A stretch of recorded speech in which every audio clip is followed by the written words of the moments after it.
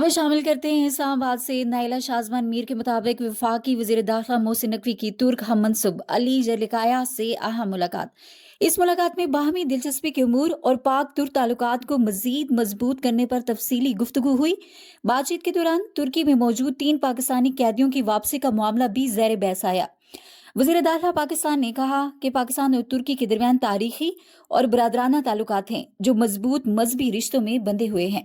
मोहसिन नकवी ने पाक तुर्की ताल्लुकात को पायदार शराकतदारी में बदलने पर जोर दिया और तुर्क वज़ीर दाखिला को पाकिस्तान दौरे की दावत दी।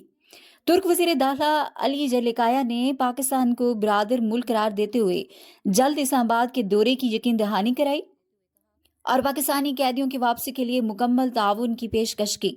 उन्होंने कहा कि पाकिस्तान माहिरीन की टीम तुर्की भेजे ताकि इस मसले को इंसानी बुनियादों पर हल किया जा सके। इस मौके पर वज़ीर दाखिला पाकिस्तान ने 23 अक्टूबर को अंकारा में होने वाले दहशतगर्द हमले की शदीद मजम्मत की। उनका कहना था कि दहशतगर्दी का कोई मजहब या सरहद नहीं होती। आलमी बिरादरी को दहशतगर्दी के खात्मे के लिए मुश्तरका हिकमत अमली अपनाना होगी। आखिर में मोहसिन नकवी ने साहा इंटरनेशनल एक्सपो में शानदार इंतजामात और मेहमान नवाजी पर तुर्क वज़ीर दाखिला का शुक्रिया अदा किया।